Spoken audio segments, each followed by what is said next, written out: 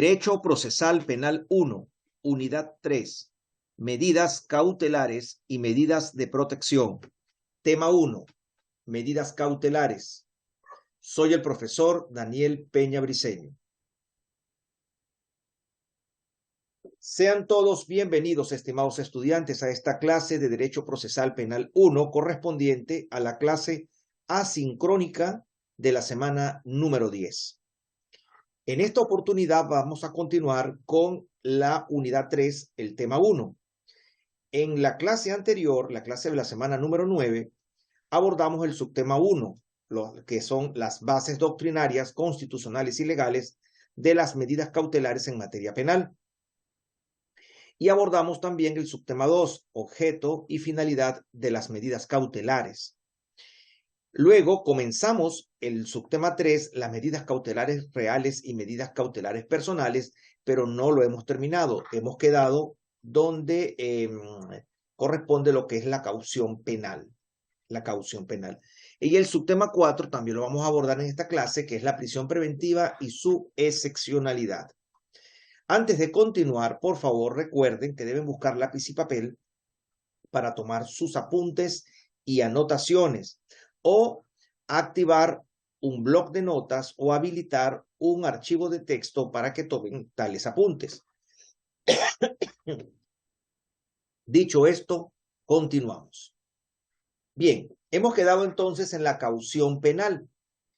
Pues bien, recordemos que las medidas cautelares, haciendo un poco un refrescamiento de lo que ya hemos visto en la clase anterior, las medidas cautelares son de dos tipos, las medidas cautelares personales y las medidas cautelares reales. Las personales buscan o procuran asegurar la comparecencia de la persona procesada al proceso y al eventual juicio. Mientras que las medidas reales lo que buscan es procurar el resultado económico del proceso en una eventual sentencia, un eventual resultado tal. Pues bien, dentro de este contexto encontramos la caución penal en cuanto a las medidas cautelares personales. La caución penal. Pues bien, el Estado no se conforma con entregarle al juez la facultad de dictar o no el auto de prisión preventiva, que solamente el juez puede dictar, sino que aún en el caso de que el juez lo crea conveniente o lo crea necesario para asegurar la comparecencia del procesado al proceso, valga la redundancia, al juicio, y que el juez tenga que dictar tal prisión preventiva, pues el Estado permite que se deje en suspenso, suspendida esa prisión preventiva, los efectos de ese auto, pues, mediante lo que se conoce como la caución, la cual debe ser presentada a satisfacción del juez competente. Entonces, ¿en qué casos la caución? La caución procedería en algunos casos o en los casos que correspondería dictar una prisión preventiva. Ahora bien, el artículo 543 establece el objeto, 543 del Código Orgánico Integral Penal, establece el objeto y clasificación de la caución, es decir, para qué es la caución, cuál es la finalidad que tiene, cuál es su objeto y cómo puede ser esa caución. En tal sentido, establece que, leo, la caución se dispondrá para garantizar la presencia de la persona procesada y suspenderá los efectos de la prisión preventiva.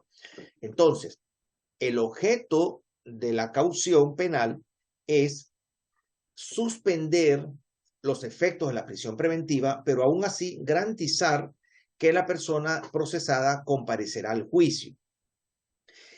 La caución, ¿cómo puede ser? Pues la caución puede consistir en dinero, sería una pecuniaria, o una póliza de fianza también puede ser un prendiario, puede ser una hipoteca o carta de garantía otorgada por una institución financiera, y la persona procesada podrá también rendir caución con su dinero o bienes o con los de un garante. Esto es en cuanto al objeto y clasificación de la caución penal en el Ecuador. Ahora bien, esta caución no procede en todos los casos, por supuesto que no. Encontramos entonces en el mismo Código Orgánico Integral Penal, en su artículo 544, las razones de inadmisibilidad, es decir, por qué razones, aun cuando sea solicitada o aun cuando sea ofrecida o presentada esta caución, no se admitirá caución. ¿En qué casos? No se podrá admitir caución o no se admitirá caución en los siguientes casos. 1. En los delitos en que las víctimas son niñas, niños o adolescentes, personas con discapacidad o adultas o adultos mayores, no se admitirá caución. 2. En los delitos cuya pena máxima privativa de libertad sea superior a 5 años.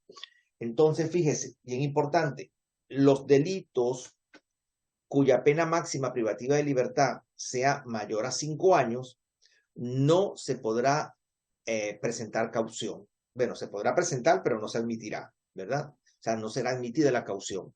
3. Cuando la persona procesada por cualquier motivo ocasione la ejecución de la caución. 4. Tampoco se emitirá caución en delitos contra la inviolabilidad de la vida, secuestro en sus diferentes tipos, delitos de violencia contra la mujer o miembros del núcleo familiar y delitos contra la integridad sexual y reproductiva, tampoco se emitirá caución. También será inadmisible la caución cuando el presunto infractor haya sido condenado con anterioridad por un delito que atenta contra el mismo bien jurídico protegido. Algo relacionado con lo que es la reincidencia. Entonces será inadmisible la caución cuando el presunto infractor haya sido condenado con anterioridad por un delito que atente contra el bien jurídico o el mismo bien jurídico protegido. Pues bien, para la caución ya sabemos lo que es la caución, ya sabemos cómo puede ser o cómo se podría clasificar y entendemos y sabemos cuándo no procede, cuáles son las razones de inadmisibilidad. Pues bien, existe un trámite para esa caución. Para fijar la caución se seguirá el siguiente trámite. La solicitud de caución se analizará y resolverá en audiencia oral por parte del juez. En audiencia se discutirá la modalidad de la caución, es decir, si la caución va a ser pecuniaria, va a ser a través de una fianza de seguro, un garante, etc. 3. Si fuere pecuniaria, se determinará el monto de la caución, para lo cual se tomará en cuenta las circunstancias personales de los sujetos procesales, la infracción de que se trate y el daño causado. 4.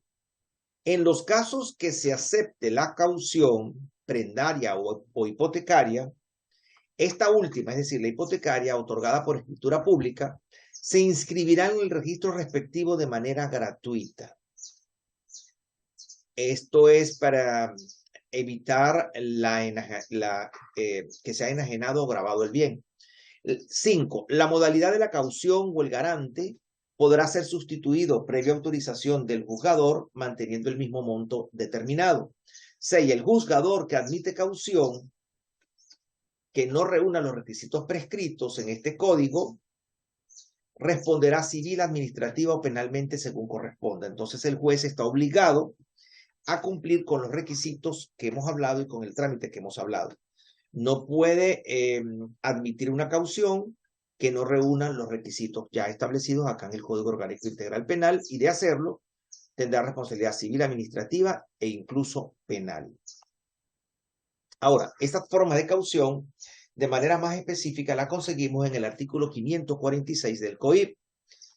Artículo 546 del COIP. Y encontramos en primer lugar que la caución puede ser hipotecaria. En este caso se deberá acompañar el certificado del registrador de la propiedad del cantón o distrito en donde están situados los bienes inmuebles libres de gravámenes y el certificado de avalúo municipal correspondiente. En segundo lugar, también la caución puede ser prendaria. En este caso se deberá acompañar los documentos que acrediten el dominio saneado del bien mueble ofrecido en prenda. Esto podría ser un bien mueble, en el caso de prendario sería bien mueble, como pudiera ser un vehículo, por ejemplo. 3. Caución pecuniaria. Se consignará el valor determinado por el juzgador en efectivo, en cheque certificado por medio de una carta de garantía otorgada por una institución financiera. La solicitud para su aceptación deberá ir acompañada de la documentación que justifique el cumplimiento de los requisitos exigidos en la ley. Básicamente, la caución pecuniaria que se refiere que es una caución en un valor monetario específico, en dinero, en cash, en efectivo. 4. Caución por póliza de seguro de fianza.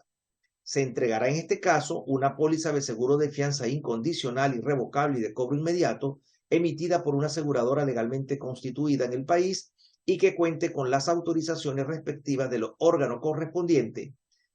El beneficio será la judicatura, o el beneficiario, perdón, será la judicatura que ordene la medida. 5. Garante. También es una forma de caución. En los casos en que la caución sea propuesta por un garante, deberá presentar los correspondientes certificados que acrediten que es propietario de los bienes que pueden cubrir el monto de la caución. La persona que actúe como garante deberá señalar domicilio para las correspondientes notificaciones. Los registradores de la propiedad y mercantiles no podrán inscribir nuevos gravámenes sobre los bienes que se encuentran otorgados en caución de conformidad con este código, como lo había dicho antes. Luego, en el artículo 547 encontramos la ejecución de la caución. Ahí encontramos una serie de situaciones. Por ejemplo, en el numeral 1, o sea, de regla, mejor dicho, el numeral 1, la regla número 1 establece que si la persona procesada no comparece a la audiencia de juicio, se ordenará su prisión preventiva de acuerdo con lo dispuesto en este código y se ejecutará la caución. Es decir, cuándo se va a hacer efectiva esa caución o garantía. Pues la caución básicamente es una garantía. Bien, y aquí siguen las demás reglas de este artículo 547, las cuales son 5 y que van para nuestra evaluación, por supuesto. Ok, el artículo 548 del COIP establece la forma de la cancelación de la caución, es decir, cuando se da sin efecto. La o el juzgador cancelará la caución y ordenará su devolución en los siguientes casos. Cuando la persona que actúa como garante lo pide y presente a la persona procesada, cuando se dicte el auto de sobrecimiento o sentencia absolutoria, por muerte de la persona procesada, cuando quede ejecutoriada la sentencia que imponga una pena no privativa de libertad y se repare de manera integral a la víctima, cuando se revoque la resolución de prisión preventiva o cuando se dicte la resolución de prescripción del ejercicio de la acción. Bien. Esto en cuanto a la caución.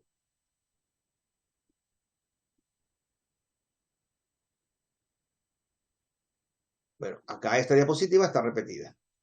Bien. Ahora bien, esto era lo que vimos, la última parte que vimos en nuestra clase anterior y lo que hemos hablado hasta ahora correspondería, en todo caso, a las medidas cautelares reales. Cautelares reales. Ahora las medidas cautelares, las medidas cautelares personales serían las que hemos visto ya, las personales. Ahora vamos a hablar de las reales. El proceso penal tiene entre sus finalidades la imposición de una pena y el resarcimiento, por supuesto, de los prejuicios económicos que han sido ocasionados por el infractor, por el delincuente, ¿verdad? Por el que ha infringido la ley.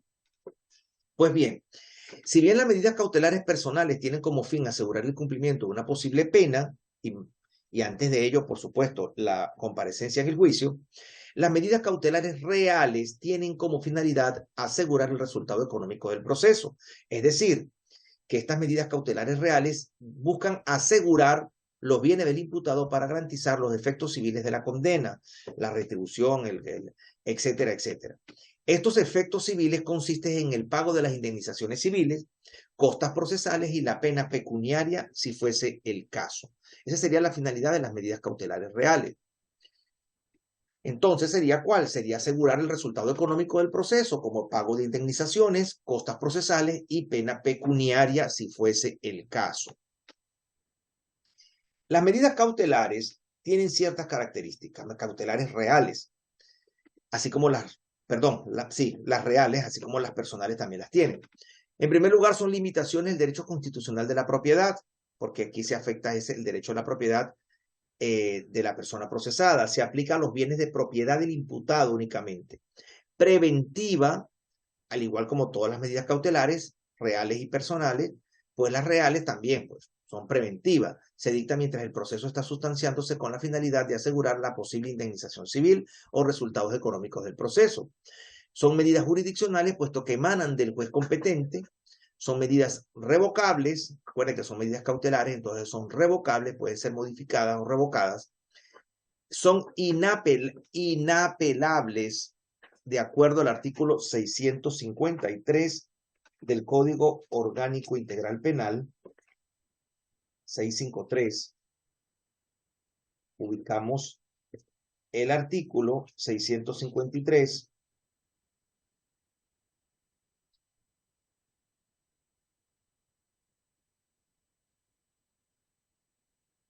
El artículo 653 establece el recurso de apelación,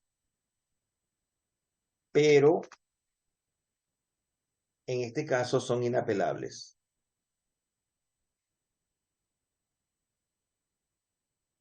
Bien, en este caso serían inapelables. Son temporales hasta que se emita la decisión judicial definitiva. Bien. ¿Cuáles son estas medidas cautelares reales? Estas medidas cautelares reales las encontramos en el artículo 549 y siguientes. 549 y siguientes. Ubicamos el artículo. Las medidas cautelares sobrevienen, que son las medidas cautelares reales. Leo el artículo 549, establece que el juzgador podrá ordenar las siguientes medidas cautelares sobre los bienes de la persona natural o jurídica procesada. Número 1, el secuestro. 2, la incautación. Tenemos también la retención, la prohibición de enajenar. 5. Bueno, tenemos también otros casos. En el artículo 549 tenemos el secuestro, la incautación, la retención y la prohibición de enajenar. Pero además tenemos otras especiales previstas en la ley. Y las bases legales están desde el 549 a 557 del Código Orgánico Integral Penal. Ahí tenemos, por ejemplo, lo que es la incautación. En el artículo 557 tenemos la incautación.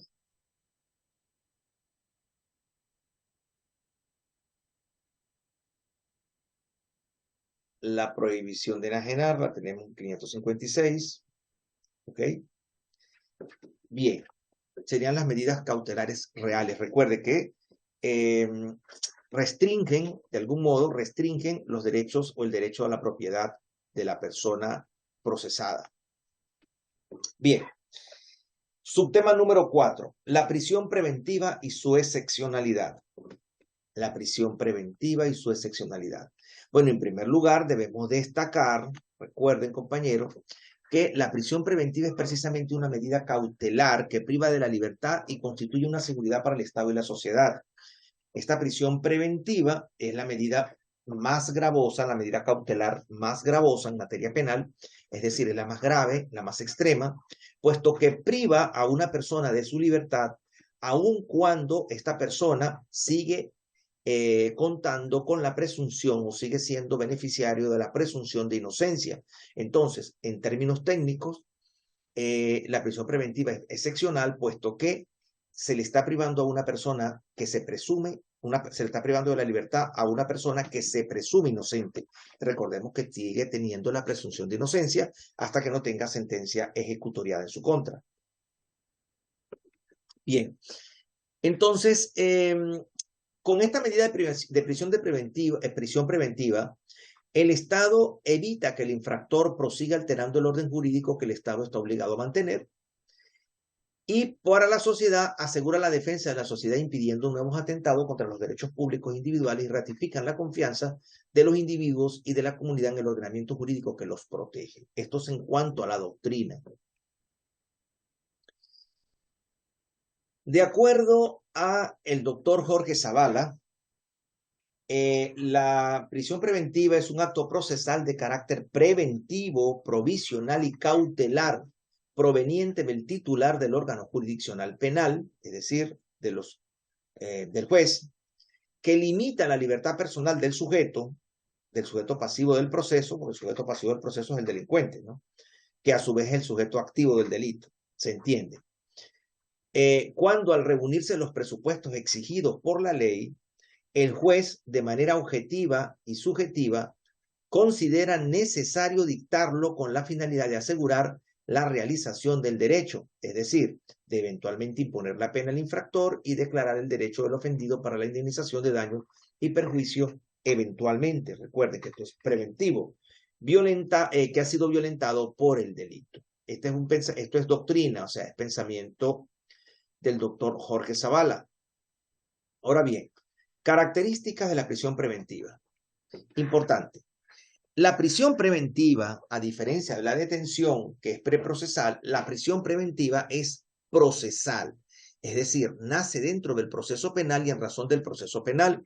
Esto quiere decir, estimados, que cuando existe, o mejor dicho, para que pueda ser dictada prisión preventiva contra alguien, esa persona ya debe haber sido objeto de una formulación de cargos, porque recordemos que el proceso o la fase procesal inicia con la formulación de cargos. Entonces, la prisión preventiva es procesal, es dentro del proceso penal y en razón del proceso penal. Es solemne, ¿por qué? Porque se lo emite por medio de un auto, el mismo que debe ser motivado cuando se cumplen los presupuestos legales del artículo, o sea, el presupuesto legal de la legislación penal. Entonces, solemne porque es dictado mediante un auto por un juez. Emanada por juez competente, bueno, es a pedido siempre del fiscal o por a pedido del fiscal o por propia decisión, emanada por el juez competente, la prisión preventiva. Preventivo, su finalidad, el aseguramiento de la persona infractora, sujeto pasivo del proceso, el cual durante el desarrollo del proceso debe de estar en disposición del órgano jurisdiccional penal para los fines antes mencionados. Acto de aseguramiento de la persona del acusado o imputado para que se llegare el caso, para que si llegara el caso cumpla con la pena que le imponga el juez. Dijimos ya hasta la saciedad de que es provisional o temporal y existe un tiempo determinado. De hecho, hay unos tiempos determinados máximos para la prisión preventiva. Esta medida de prisión preventiva, obviamente, como todas las medidas cautelares, es modificable, revocatorio, suspensión, o sea, puede ser revocado, suspendido. Es susceptible de cambio o variación. Y la medida de prisión preventiva es apelable, susceptible del recurso de apelación de acuerdo al 653, numeral 5 del mismo Código Orgánico Integral Penal, entendiendo la apelación como el recurrir a un juez superior para que revoque, enmiende o anule una resolución que se supone ha sido emitida injustamente por el infractor, como pudiera haber sido la prisión preventiva. No tiene efecto suspensivo, es decir, que continúa cuando se apela. Una vez presentada la apelación, continúa la prisión preventiva hasta que sea revocada, si es que fueran revocadas. Bien, la prisión preventiva es susceptible de sustitución, de suspensión y de revocatoria. Por eso que es modificable, de sustitución cuando otra medida no privativa de libertad es suficiente para asegurar la comparecencia del procesado al proceso penal. Entonces se puede sustituir. Suspensión se produce cuando el imputado o acusado, en los casos permitidos por la ley, presente una caución para evitar que se haga efectivo el auto de la prisión preventiva. Lo que se suspende son los efectos de dicho auto, ya que subsiste procesalmente. Eso ya lo hemos visto con la caución, lo que comentamos de la caución. Revocatoria, dejar sin efecto una resolución por los motivos establecidos en el artículo 535, y en este caso sería lo de la prisión preventiva. Requisitos. Tenemos unos requisitos subjetivos y objetivos. Requisitos, tenemos que aquel por el cual se deja el criterio del juez la conveniencia o no de dictar un auto de prisión preventiva. Frase del juzgador, por ejemplo, la frase, el juzgador podrá ordenar medidas cautelares, se queda facultativo. Claro, se les tienen que solicitar, pero el juez al final, subjetivamente, es quien decide. Artículo 520 del COIP lo establece, el jugador podrá ordenar medidas cautelares, aun cuando se reúnan los requisitos o aparentemente los requisitos, pues el juez siempre quedará a criterio del juez si con otras medidas distintas se asegura la comparecencia del procesado al juicio o no. En cuanto al aspecto objetivo de los requisitos, tenemos los elementos de convicción suficientes sobre la existencia de un delito, de ejercicio público de la acción, y que hayan elementos de convicción claros y precisos que el procesado es autor o cómplice de la infracción, es decir, que hayan elementos de convicción suficiente, en primer lugar, sobre la materialidad del delito y en segundo lugar, sobre la presunta responsabilidad penal de la persona que está siendo procesada y que pudiera ser objeto de la prisión preventiva o sujeto de la prisión preventiva. indicios de los cuales se desprendan que las medidas cautelares no privativas de libertad son insuficientes, es decir, esta es la medida extrema. Cuarto, se trate de una infracción sancionada con pena privativa de libertad superior a 1 año. Esto quiere decir, compañero, que cuando el delito del que se trate tiene una pena que no supera el año, una pena privativa de libertad eh, prevista, que no, en su límite máximo que no supera el año, pues entonces ahí no cabría nunca prisión preventiva. Es decir, con infracciones de menos, que penadas con menos de 1 año, no cabe o no procede la prisión preventiva nunca. Bueno, aquí las diferencias entre la detención y la prisión preventiva, bueno, como lo decía al principio o hace unos minutos, la detención es de carácter extraprocesal, no hay formulación de cargos aún, mientras que la prisión preventiva sí lo hay. En cuanto a la finalidad de la detención, tiene una finalidad investigativa, y en cuanto a la finalidad de la prisión preventiva, es asegurar la comparecencia del imputado en el proceso y el cumplimiento de una posible pena. El límite de la detención es de 24 horas, porque recuerde que es con fines investigativos, mientras que la prisión preventiva, 6 meses en delitos de hasta 5 años y 1 año en delito mayor a 5 años. La detención procede a petición del fiscal, excepto en juicio directo, falta audiencia. Sí, procede a petición del fiscal. Y en cuanto a la prisión preventiva, a petición del fiscal. Bueno, aquí tenemos la siguiente, ahí tenemos una serie de diferencias que debemos analizar, aunque ya las hemos visto, ya hemos asomado la generalidad de las mismas en las explicaciones que hemos dado. Bien, la sentencia 820 de la Corte Nacional emitida precisamente, la sentencia 820 emitida por la Corte Constitucional establece o preceptúa sobre la prisión preventiva como medida excepcional. De acuerdo a la Corte Constitucional, las finalidades de la prisión preventiva es la garantía de que la persona procesada comparezca a la causa pública penal, la garantía también a la tutela judicial efectiva y oportuna donde no haya dilaciones para las víctimas, dice la Corte, y además el aseguramiento de que se cumplirá la pena en el caso de que se dicte. Y según la Corte, como es una medida excepcional, según la Corte, deben cumplirse 4 escenarios.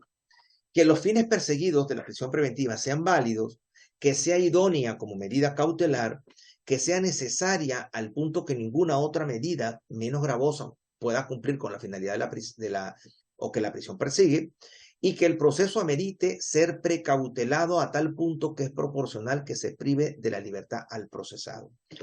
Entonces, en teoría, y debería ser en la práctica, la prisión preventiva es una medida excepcionalísima, muy excepcional o excepcional totalmente.